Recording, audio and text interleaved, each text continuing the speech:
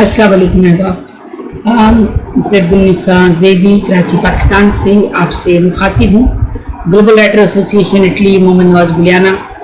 साहब का टीवी है, टीवी चैनल है इटली से। उसके लिए मैं तो खैर अपने ही लिए कर रही होती हूँ, अपनी आकबत को संवारने के लिए ही इंसान कर रहा होता है, बाकी तो सब हीले बहाने हैं, वसीले हैं। और बस कोशिश यही है, चूँकि उनकी भी कोशिश यही है, वो बीमार रहते हैं, वो इनकी भी कोशिश यही है कि कुछ दीनी इल्म जो है वो लोगों तक पहुँचते रहना चाहिए। थोड़ा बहुत जो हम खुद भी हासिल करें वो आगे लोगों तक भी जाए तो बहुत अच्छी बात है। तो बहरहाल उनके चैनल के लिए मैं यहाँ ये प्रोग्राम कर रही हूँ। मैं कोई ऐसा नहीं है कि कोई बाकायदा कोई टीवी अनाउंसर की तरह या एंकर की तरह कोई निज़ामत के से अंदाज में या किसी और अंदाज में कि मुझे कोई मकबूलियत या शोहरत या ये इस चीज़ की ख्वाहिश, मुझे ऐसा कुछ नहीं है। अल्हम्दुलिल्लाह मेरे रब्बे करीम ने जितना भी मुझे कुछ दिया है मैं उसके काबिल नहीं हूँ। बस मुझे आप सब लोगों की दुआएं चाहिए, आप सब लोगों की मोहब्बत और खुलूस मुझे चाहिए और मेरे रब की रज़ा मुझे चाहिए। तो मैं बहुत ही सादगी के साथ जिस तरह घर में हूँ बिल्कुल सब लोगों के साथ हूँ, इसी तरह मैं आपके सामने मौजूद हूँ। हमने भी बात की थी कि कुरान पाक जो है उसका नज़ूल किस तरह से हुआ है, उस बारे में मैंने अभी भी एक प्रोग्राम आपके सामने पेश किया है और अब मैं दूसरा प्रोग्राम आपके सामने पेश कर रही हूँ। ये है कि कुरान पाक का नज़ूल तो हो गया और किस तरह से हुआ ये मैंने आपको बता दिया। अब कुरान पाक के नज़ूल के बाद तदवीन कुरान मजीद किस तरह से हुई है, यानी कुरान मजीद को जो है वो यकजा कैसे किया गया है, किताबी शक्ल में कैसे लाया गया है, उसे ममदून किस तरह से किया गया है, कैसे महफूज किया गया है, इस हवाले से मैं अब आपसे बात करना चाह रही हूँ। हम इससे पहले हदीसों में बात कर चुके हैं कि हदीसों को किस तरह से यकजा किया था। अब हम बात करें, हमारा मौजू है कुरान पाक। हमने इस कुरान पाक के मौजू को जो है वो हमने आपके सामने अब रखा है और ये रसूलुल्लाह सल्लल्लाहु अलैहि वसल्लम की ज़िंदगी में कुरान मजीद जो था किताबी सूरत में मुकम्मल तौर पर कहीं जमा नहीं था, लेकिन इसके बावजूद हम कुतुब सैर हदीस में ये चीज़ पाते हैं कि रसूलुल्लाह सल्लल्लाहु अलैहि वसल्लम के ज़माने में रमज़ानुल मुबारक में 2 मरतबा तरावी के दौरान कुरान पाक ख़त्म किया गया और मुतअद्दिद सहाबी रज़ी ताला अन्हु कुरान मजीद के हाफिज़ थे। और सही बुखारी में हज़रत अब्दुल्लाह बिन उमर से रवायत है कि मैंने रसूलुल्लाह सल्लल्लाहु अलैहि वसल्लम से सुना कि तुम कुरान 4 अशख़ास से पढ़ा करो। सबसे पहला नाम हजूर ने अब्दुल्लाह बिन मसूद रज़ी ताला अन्हु का लिया, फिर सालिम रज़ी ताला अन्हु मौला का लिया और इब्ने हुदैफा रज़ी ताला अन्हु का, फिर उबी बिन काब का और फिर माज बिन जबल का। ये रज़ी ताला अन्हु सबके साथ मैंने लगाना है और किताब फ़ज़ाइल सहाबा से ये मैंने जो है अल्फाज आपके सामने पेश किए हैं। और हज़रत अनस से रज़ी ताला अन्हु से रवायत है कि रसूलुल्लाह सल्लल्लाहु अलैहि वसल्लम के ज़माने में कुरान मजीद 4 अशख़ास ने जमा किया था, सब के सब अंसार थे और अबी बिन काब रज़ी ताला अन्हु, माज बिन जबल,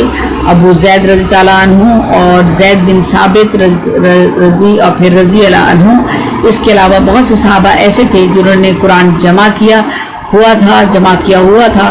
यहाँ जमा से मुराद है अज़बर याद होने के, यानी उनको अज़बर याद था कुरान के, वो हाफिज़ थे। मसलन सईद बिन उबैद रज़ी ताला अन्हु और इसमें बहुत से नाम हैं। हज़रत सल्लल्लाहु अलैहि वसल्लम ने कुरान मजीद चूँकि वही का सिलसिला उस वक्त जारी था, इसलिए कुरान मजीद उस वक्त जमा नहीं हो रहा था, सिलसिला वही का जारी था। किसी हुक्म या आयत के मनसूख हो जाने का ख़तरा भी हो सकता था, इसीलिए वो कुरान मजीद उस वक्त जो था वो उसको कुरान मजीद को जमा नहीं किया गया था, लेकिन कुरान को हिफ्ज़ करते जा रहे थे हमारे तमाम सहाबा और हाफिज़ थे, बेशुमार हाफिज़ थे। तमाम सहाबा जो थे वो कुरान को हिफ्ज़ कर लिया करते थे फ़ौरी तौर पर। माशाल्लाह अरबों का मैं जिक्र कर चुकी हूँ आपसे। अरबों का हाफ़ज़ा इतना तेज़ था कि वो किताबत पर तो यकीन रखते ही नहीं थे, लिखने पर यकीन नहीं रखते थे। वो कहते थे कि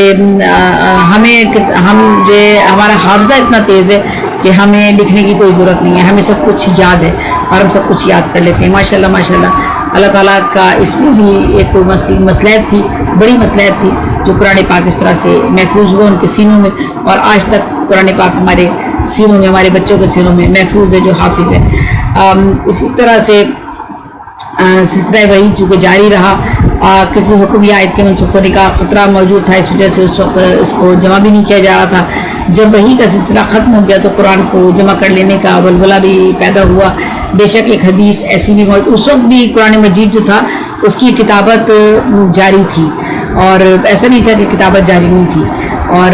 اسی طرح جو تھی وہ احادیث بھی تھی, وہ بھی لکھی جاتی تھی باقاعدہ. شروع میں تو کتابت نہیں تھی, شروع میں تو حفظ کا ہی دور تھا, لیکن اس کے بعد جو تھا کہ لکھا بھی جانے لگا, کتابت بھی ہونے لگی قرآن پاک کی بھی. اور قرآن پاک کا جب سلسلہ ہو گیا تو پھر احادیث بھی تھی وہ باقاعدہ لکھے جانے لگی کتابی شکل میں, کتابت کی شکل میں. تو قرآن کو جمع کر لینے کا پھر لوگوں میں بہت زیادہ ولولہ اور جوش بھی پیدا ہوا. اور بے شک ایک حدیث ایسی بھی موجود ہے جس سے ظاہر ہوتا ہے کہ نبی کریم صلی اللہ علیہ وآلہ وسلم کے زمانے میں قرآن کی کتابت کا ذکر ملتا ہے. حضرت زید بن ثابت سے روایت ہے, میں نے بتایا ہے اسے اپنے پہلے مضامین نے بتایا ہے کہ حضور کے زمانے میں ہی کتابت کا سلسلہ شروع ہو چکا تھا, قرآن پاک کا بھی اور حدیث کا بھی. تو بہرحال یہ بھی روایت ہے. اور ہم رسول اللہ صلی اللہ علیہ وسلم, کیونکہ جو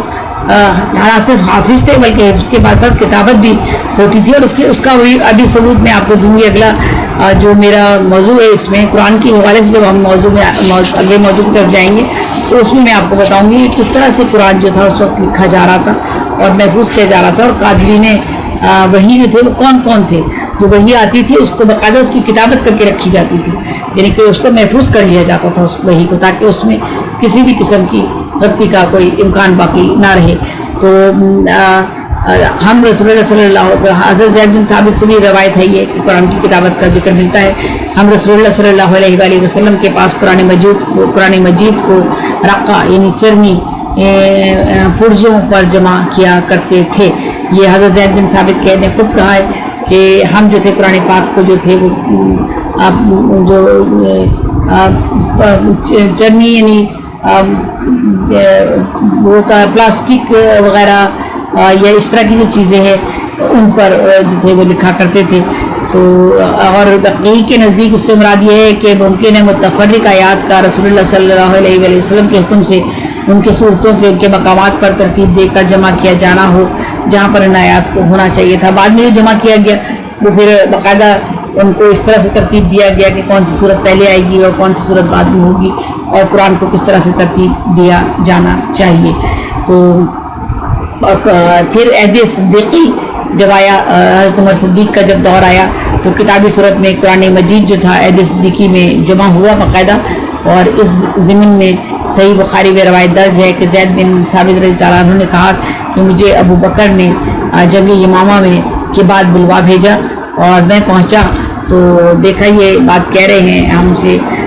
زید بن ثابت رضی اللہ عنہ کہہ رہے ہیں کہ مجھے ابو بکر صدیق نے, یہ عہد صدیقی کی بات ہے, ابو بکر صدیق کی بات ہو رہی ہے. عہد صدیقی حضرت ابو بکر صدیق رضی اللہ عنہ کے دور کی بات ہو رہی ہے.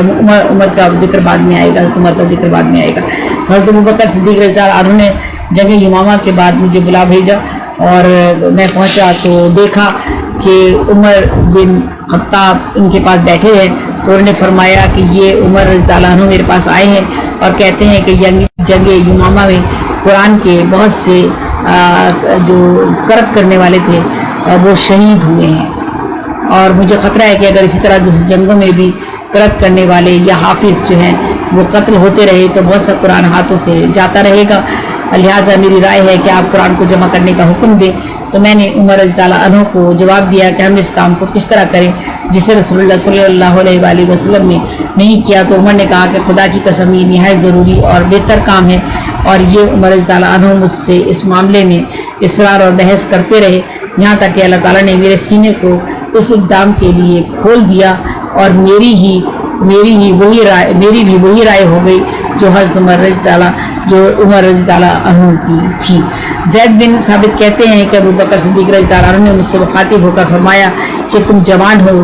عقل مند آدمی ہو, ہم تم پر کسی طرح کی تہمت نہیں لگا سکتے ہیں, نیز تم رسول اللہ صلی اللہ علیہ وآلہ وسلم کے زمانے میں وحی کی کتابت کیا کرتے تھے، لہٰذا تم پورے قرآن کو ایک جگہ جمع کرنے میں لگ جاؤ۔ خدا کی قسم اگر وہ مجھے کسی پہاڑ کو منتقل کرنے کی زحمت دیتے تو مجھ پر اتنا گراں نہ گزرتا جتنا جمع قرآن کی ذمہ داری کا بار گراں ہوتا ہے جس کا انہوں نے مجھے حکم دیا تھا۔ اور یہ بات زید بن ثابت کہہ رہے ہیں۔ غرض میں نے کہا کہ آپ دونوں کس طرح وہ کام کرنا چاہتے ہیں جسے رسول اللہ صلی اللہ علیہ وآلہ وسلم نے نہیں کیا۔ تو حضرت ابوبکر صدیق رضی اللہ عنہ نے فرمایا کہ وہ اللہ ہی بہتر ہے۔ بس ابوبکر مجھ سے اصرار و بحث کرتے رہے یہاں تک کہ اللہ نے میرے سینہ اس کام کے لیے کھول دیا جس کے لیے اللہ نے حضرت ابوبکر رضی اللہ عنہ اور عمر رضی اللہ عنہ کے سینوں کو کھول دیا تھا۔ چنانچہ میں قرآن کو کھجور کے درختوں کی چھالوں پر، پتھر کی تختیوں سے اور لوگوں کے سینوں سے جمع کرتا رہا۔ البتہ سورہ توبہ کا آخری حصہ مکتوبہ شکل میں مجھے صرف ابو عظیمہ رضی اللہ عنہ انصاری کے پاس سے ملا اور ان کے سوا کسی کے پاس سے مجھے وہ نہ ملا۔ قرآن کے لیے بھی یہ تھا کہ بار بار بہت سارے لوگوں سے رابطے کیے جاتے تھے اور ان سے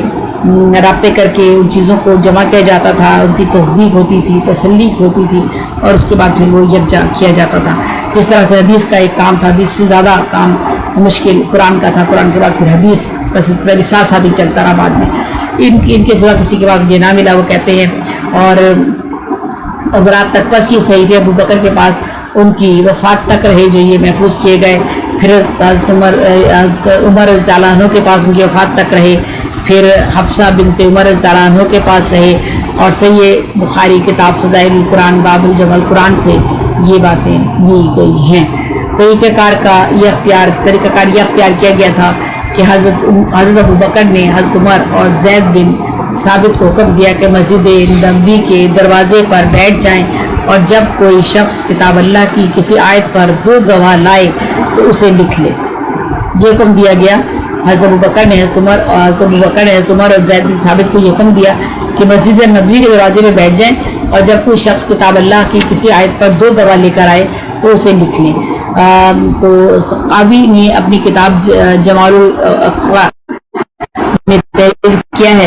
کہ کسی آیت پر 2 شہادوں کا شہادت سے مراد یہ ہے کہ دونوں اس بات کی گواہی دے کہ رسول صلی اللہ علیہ وسلم کے سامنے لکھا گیا ہے،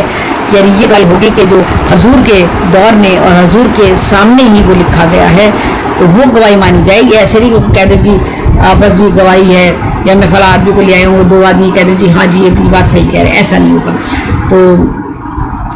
پھر اس طرح سے یہ جو تھا قرآن جمع کیا جانے لگا، لکھا جانے لگا، اور اس وجہ سے سورہ توبہ کے آخری حصے کے بارے میں زید بن ثابت نے بھی کہا کہ میں نے اس کو ابو عظیمہ رضی اللہ عنہ کے سوا کسی اور کے پاس نہیں پایا، اور یعنی ان کے سوا کسی کے پاس نہ تھا۔ اس سے ظاہر ہوتا ہے کہ صرف حفظ پر اتفاق نہیں کیا گیا، یعنی صرف حفظ سے اتفاق نہیں کیا گیا تھا بلکہ اس سے بات سے ثابت ہوا کہ قرآن پاک جو تھا وہ کتابی شکل میں کتابت کیا جاتا رہا تھا اور اسے کتابی شکل میں محفوظ کیا گیا تھا۔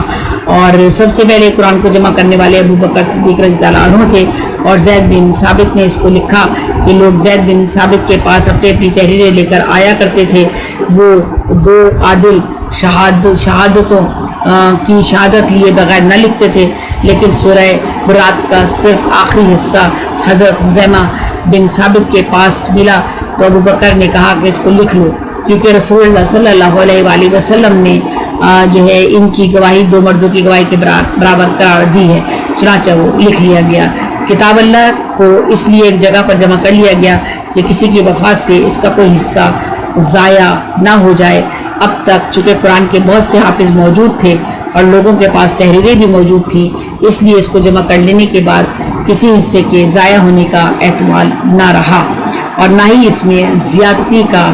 شائبہ رہا۔ اب یہ تمام صحیفے حضرت ابوبکر رضی اللہ عنہ کے پاس محفوظ رہے، اور جب ان کا انتقال ہوا، جب ان کا وصال ہوا، جب وہ دنیا سے رخصت ہوئے، انہوں نے پردہ فرمایا تو ان صحیفوں کو حضرت عمر رضی اللہ عنہ نے لے لیا، ان کے پاس محفوظ رہے۔ اور ان کی وفات کے بعد، ان کی وصال کے بعد یہ صحائف ام المومنین حفصہ کے پاس رہے، اور یہاں تک ان سے امیر المومنین حضرت عثمان ابن عفان نے لے لیے۔ تو یہ قرآن پاک کا جو سلسلہ تھا، ایک تھوڑا سا اور واقعہ رہ گیا ہے حضرت عثمان رضی اللہ عنہ کا، وہ بھی میں چاہتی ہوں کہ اس ٹاپک کو مکمل کر دوں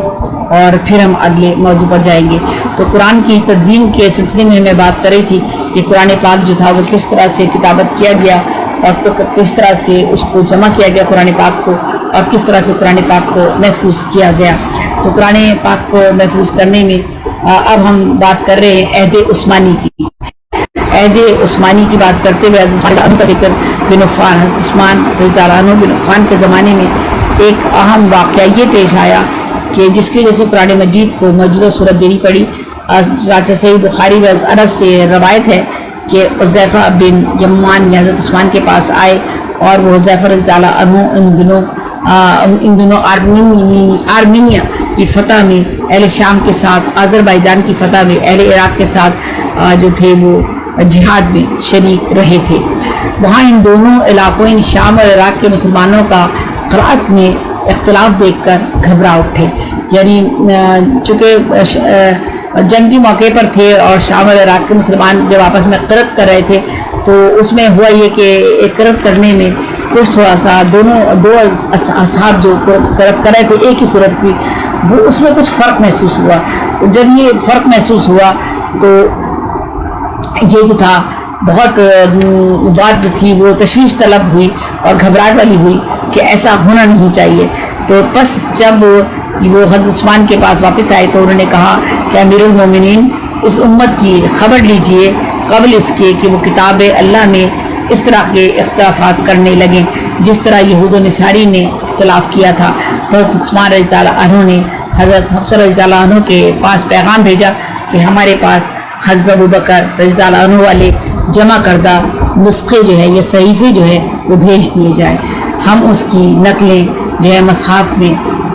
کر لیں گے، ہم وہ جو نقلیں ہیں ان کو ہم اپنے پاس محفوظ کریں گے، پھر آپ کو اصل صحیفے واپس کر دیں گے۔ تو حضرت رضی اللہ عنہ نے ان صحیفوں کو حضرت عثمان کے پاس بھیج دیا،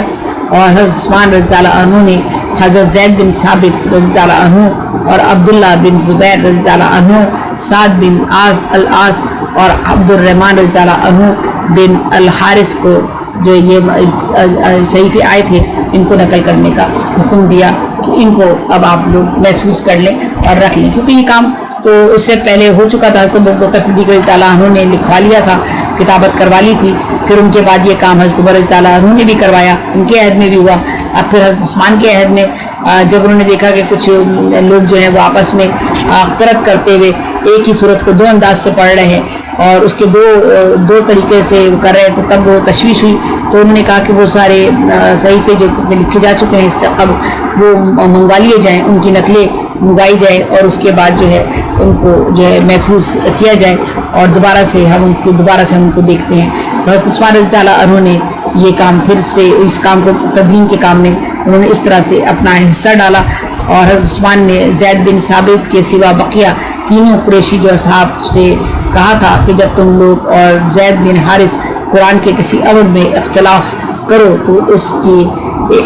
کے جو ہے وہ لغت قریش میں لکھنا، کیونکہ وہ انہی کی زبان میں نازل ہوا ہے۔ چونکہ یہ بھی کہا گیا کہ چونکہ آپ اگر کہیں کو اختلاف پاتے ہیں تو چونکہ قرآن پاک جس زبان میں نازل ہوا ہے تو اس کی لغت میں اس کا مفہوم اور معنی جو لکھیں گے آپ اسی زبان میں لکھیے گا، چونکہ جس زبان میں قرآن پاک نازل ہوا ہے اس کا جو آپ لغت اس کے لیے استعمال کریں گے تو اس زبان بھی وہ عربی ہی کی ہوگی، تاکہ کہیں کسی بھی جگہ کسی معنی میں مفہوم میں اور کہیں بھی کسی جگہ قرآن میں کوئی ایسی چیز نہ ہو جو بعد میں کسی تنازع کا سبب بنے، یا جو منکرین اسلام تھے یا جو کافر تھے وہ جو فتنے پھیلاتے تھے ان کے ہاتھ کوئی ایسی چیز نہ لگ سکے جس سے قرآن کے معاملے میں کوئی کسی قسم کا کوئی شائبہ یا شک پیدا ہو۔ تو اس طرح سے انہی کے زبان میں چونکہ نازل ہوا تھا تو قرآن کو بھی اسی طرح سے اس کی لغت بھی اسی طرح اسی زبان میں رکھی گئی، یہاں تک کہ جب اصل جو مسودے تھے اور جب وہ سارے کے سارے نقل کر لیے گئے، ان کی کاپیاں بنا لی گئی، تو حضرت عثمان رضی اللہ عنہ نے اصل صحیفوں کو حضرت حفصہ رضی اللہ عنہ کے پاس واپس بھیج دیا. یعنی یہ صحیفے تو لکھے جا چکے تھے، میں نے بتا دیا آپ کو کہ یہ کام تو حضور کے زمانے سے شروع ہو چکا تھا، اور پھر بعد میں اگلے ادوار میں یہ اس کی تدوین مسلسل جاری رہی. تو لیکن عثمان کے زمانے میں جب دوبارہ سے کہیں یہ شک پیدا ہوا تو انہوں نے بھی منگوا کر دوبارہ سے وہ نقلیں اپنے پاس کروائیں، اور پھر وہ جو اصل تھے وہ واپس بھجوا دیے گئے اور اپنے پاس انہوں نے اصل صحیفوں کو رکھ لیا. اور صحائف انہوں نے جو نقل کروائے تھے ان کا ایک نسخہ انہوں نے اطراف مملکت کے ہر علاقے میں بھیج دیا اور حکم دیا کہ اس کے سوا جس صحیفے یا مصحف میں قرآن لکھا ہوا ہے اسے جلا دیا جائے، اور یعنی اسے ختم کر دیا جائے. یعنی حضرت عثمان رضی اللہ عنہ نے یہ کام کیا جب انہوں نے یہ دیکھا کہ ایک جب شام اور عراق کے مسلمانوں کو کرد کرتے ہوئے جب آپس جنگ کے موقع پہ جب کرد کرتے ہوئے انہوں نے آپس اختلاف پایا ایک کس صورت میں اور آیت میں، تو حضرت عثمان کو بہت نکے عہد میں پھر انہوں نے دوبارہ سے سارے جو صحیفے تھے وہ منگوائے پچھلے، اور ان کی نقل بنوائی، اور نہ صرف ان کی نقل بنوائی بلکہ پھر ان کو سارے جتنی بھی اطراف کی جتنی بھی مملکتیں تھیں، جتنے بھی ممالک تھے ارد گرد کے، سب جگہ وہ نقلیں بھجوا دی گئیں قرآن پاک کی. قرآن پاک لکھا ہوا بھجوا دیا گیا اور کہہ دیا گیا کہ یہ قرآن پاک جو ہے یہ اس کا صحیفہ جو ہے یہ درست ہے، اور اسی پر عمل کیا جائے، اور اسی کو جو ہے وہ آگے آپ یاد کریں. یاد تو خیر حافظ تھے بہت سے وہاں پر، لیکن کچھ ایسے بھی لوگ ہوتے ہیں، کچھ غلط فہمی کی بنا پر بھی ہوا، اور کچھ لوگوں نے فتنوں کی بھی شکل اختیار کی تھی حضور کے بعد. تو بہرحال پھر یہ ہوا کہ باقی انہوں نے کہا کہ جتنے بھی قرآن یہ نسخے یا قرآن اپنے جن لوگوں نے اپنے طور پر لکھا ہوا ہے، یا حدیث کے معاملے میں بھی یہی ہوا تھا، تو اس کو جو ہے وہ تلف کر دیا جائے، اور صرف یہ والا قرآن جو ہے جو آپ کے سامنے بھیج دیا گیا ہے ساری مملکتوں کو، سارے علاقوں کو، اس قرآن کو جو ہے وہ درست سمجھا جائے اور اسی کو آپ آگے بڑھائیں اور اسی پر آپ عمل کریں. زید بن ثابت کا بیان ہے کہ جس وقت ہم مصحف لکھ رہے تھے تو سورہ احزاب کی ایک آیت حضرت حفصہ کے پاس سے منگوائے ہوئے اصل صحیفوں میں ہمیں نہ ملی. ایک آیت جو تھی وہ نہیں ملی حفصہ کے پاس سے، جو حضرت حفصہ سے سارے صحیفے منگوائے تھے جن کو نقل کی گئی تھی حضرت عثمان کے دور میں، اصل تو سارے کے سارے موجود تھے، تو ایک جو تھی وہ نہیں ملی.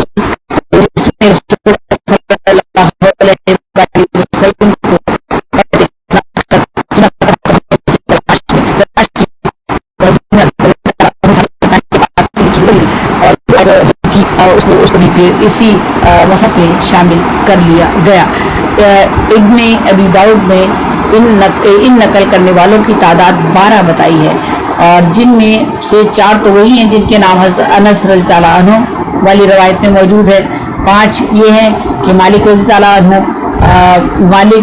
عنہ بن ابی عامر، اور قصیر رضی اللہ عنہ بن افلا،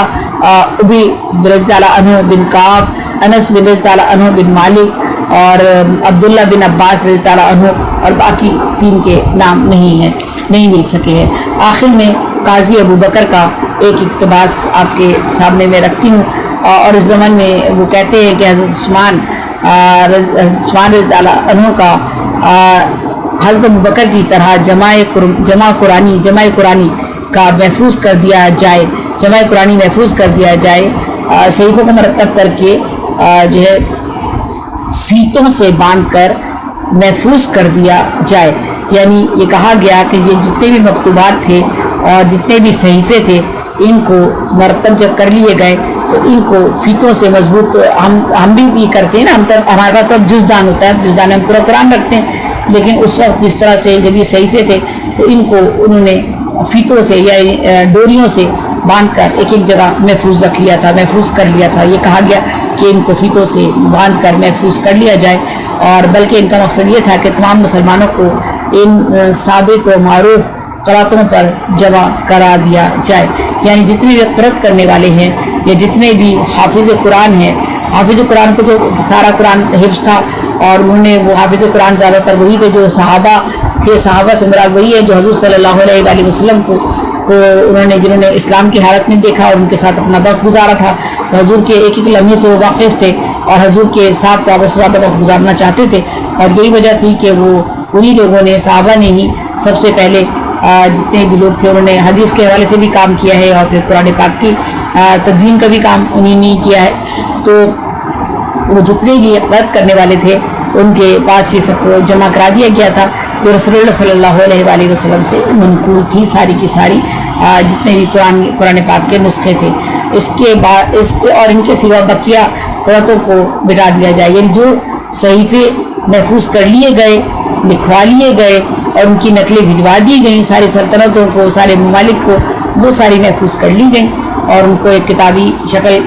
उनको दे दी गई, उनको ममदून कर दिया गया। और उसके बाद जितने भी बाकी दूसरे कि किसी के पास अगर कोई सूरत है, कोई आयत है या कोई ऐसी चीज़ है या कोई अपनी तरफ से किसी ने कोई किताबी शक्ल बना ली है, तो उन सबको तल्फ कर दिया गया था। सिर्फ वही नुस्खे जो थे, जो महफूज थे और जो साल हर साल से सहाबा के दौर से और फिर सहाबा के बाद जो थे वो फिर खुलफाए राशिदीन के दौर में जितने जिसके अहद में हज़रत अबू बकर के अहद में और फिर हज़रत उमर के अहद में और फिर उसके बाद हज़रत उस्मान का अहद आ जाता है, जो उस्मानी की बात करते हैं रज़ियल्लाहु अन्हु की। तो इन सारे जो नुस्खे थे ये सारे के सारे फिर इनको बहुत ही बाहिफाजत तरीके से इनको महफूज कर लिया गया और हिफ्ज़ मा तक़द्दुम के तौर पर इनको, जिसमें कोई भी जुमला गैर अज़ कुरान नहीं है और जिसमें कोई भी आयत ऐसी शामिल नहीं की गई जो आयत या तलावत या किसी मनसूख हो गई थी या जो थी वो हजूर ने जिसका लिखने का हुक्म नहीं दिया था, ये जिसको हिफ्ज़ करने का हुक्म नहीं दिया था और जिसका रस्म ख़त वाज़े है और साबित शुदा है, जिसकी क़ुरअतें मुतय्यन हैं और साबित शुदा हिफ्ज़ रवायत के मुताबिक हैं। यानी जितने भी हाफिज़ थे उन्होंने किस तरह से इन कुरान को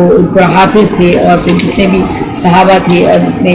बाकी दीगर लोग थे उन्होंने कुरान की तदवीन किस तरह से की,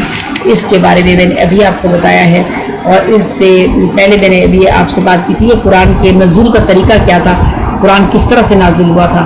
और वो नज़ूल की बात की थी। फिर मैंने बाप से कुरान की तदवीन की बात की है। इससे कबल मैं आपसे बात कर चुकी हूँ कुरान एक नज़र में और इंशाअल्लाह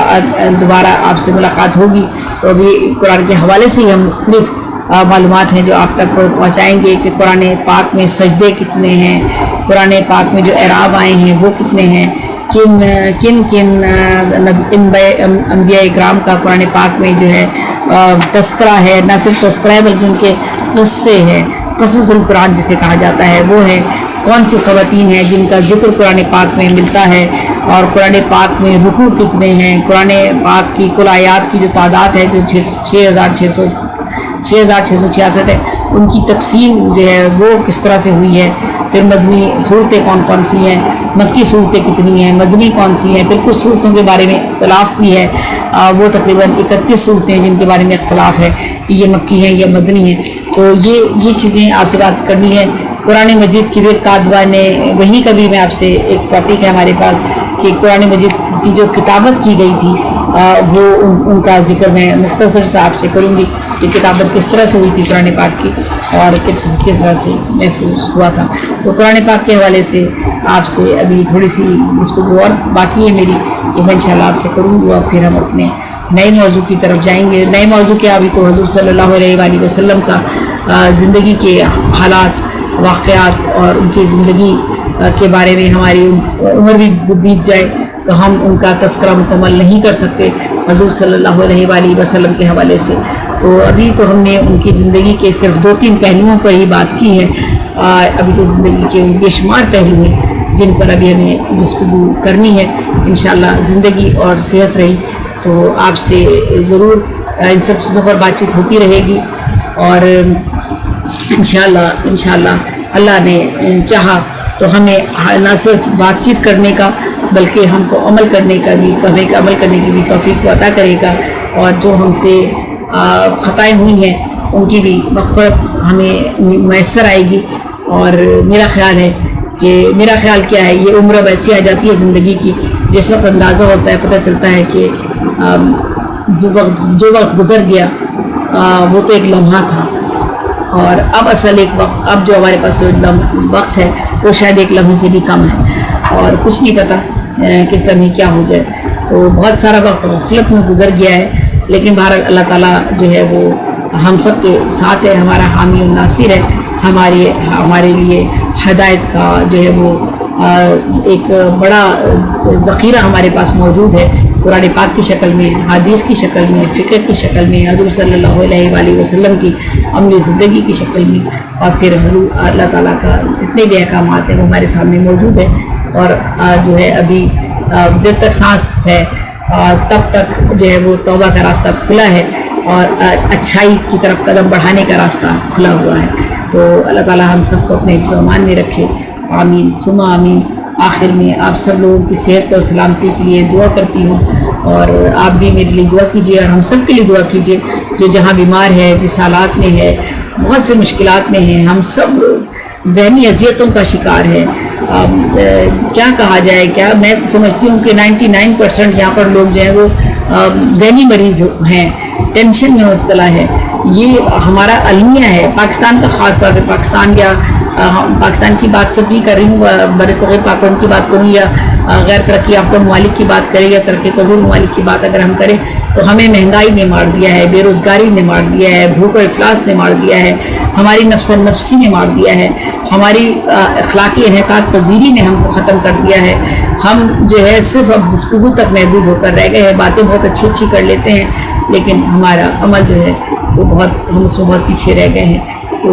اس کی طرف ہم توجہ دے سکیں، کاش کہ اللہ تعالیٰ ہم پر کرم فرمائے. آمین ثم آمین. آپ سب کی زندگی میں آسانی پیدا کرے.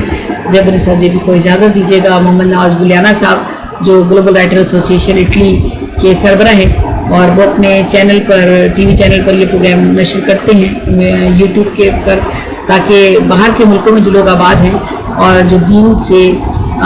دین کی تعلیم ان تک پہنچنا ذرا مشکل ہوتی ہے، زندگی بہت مصروف ہے اور بہت بھاگت دوڑ کی زندگی ہے باہر کی، اتنی زندگی آسان نہیں ہے، بڑی مشکل زندگی ہے باہر کی. اور خاص طور پہ نئی نسل جو ہے وہ ہماری جو ہے اس کو دینی تعلیم تک لے کر آنا بہت مشکل مرحلہ ہے، کیونکہ وہ ایسے ماحول میں پیدا ہوئے ہیں، ایسے ماحول میں زندگی گزار رہے ہیں جہاں پر وہ عملی طور پر ایک انسان کو ایسا دیکھنا چاہتے ہیں جو سچا ہو، کھرا ہو، جھوٹ سے، بے ایمانی سے، کرپشن سے، برائیوں سے پاک ہو. اس کی بات پر وہ عمل کرنے کی کوشش کرتے ہیں. اور اگر ہم کتنی بڑی بڑی باتیں ان کے سامنے کر لیں تو بچے ہمیں جواب دیتے ہیں کہ آپ پاکستانی تو ایسے ہو، یا بچہ ایسا وہاں کا کہہ دیتا ہے کہ پاکستانی مرد تو ایسا ہوتا ہے. یعنی جب وہ اپنے گھر میں یہ سلوک دیکھتا ہے کہ اس کی ماں کے ساتھ اچھا سلوک نہیں ہو رہا یا اس کو عزت نہیں دی جا رہی، تو وہ بچے کے دل میں وہ بچپن سے نفرت بیٹھتی ہے، اور پھر وہ جو ہے وہ ان چیزوں سے دور ہوتا ہے. تو ہم چاہتے ہیں کہ وہ دور نہ ہو. ہم انہیں بتائیں کہ اسلام ہی وہ مذہب ہے، یہی وہ دین ہے جس نے تمام لوگوں کے حقوق دنیا میں بتائے ہیں، ہر ایک کا حق بتایا. یہ بات الگ ہے کہ ہم عمل نہیں کر رہے ہیں. عمل نہ کرنے کی وجہ سے آج ہم اخلاقی انحطاط پذیری کا شکار ہیں، اور ہمارے بچے جو باہر ہیں یا یہاں پر بھی ہیں وہ یہ سمجھتے ہیں کہ شاید ہمارے پاس کوئی ایسا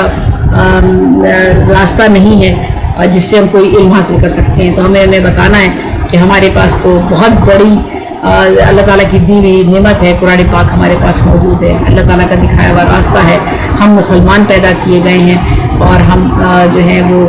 اسلام کس طرح سے پھیلا ہے اور اسلام پر عمل کرنے والے کون لوگ تھے، ہمارے آبا و اجداد کیا تھے، انہوں نے کیا کچھ کیا تھا. بہرحال یہ تھوڑی سی باتیں ان تک پہنچنی چاہیے تاکہ وہ بھی اپنے مذہب سے دوری اختیار نہ کرے بلکہ مذہب کے نزدیک آنے کی کوشش کرے. بس یہی چھوٹا سا ایک پیغام ہے آپ سب لوگوں کے لیے. اللہ حافظ، اللہ نگہبان. سب خوش رہیے، سلامت رہیے. پاکستان زندہ باد، پاکستان پائندہ. اللہ حافظ، اللہ نگہبان.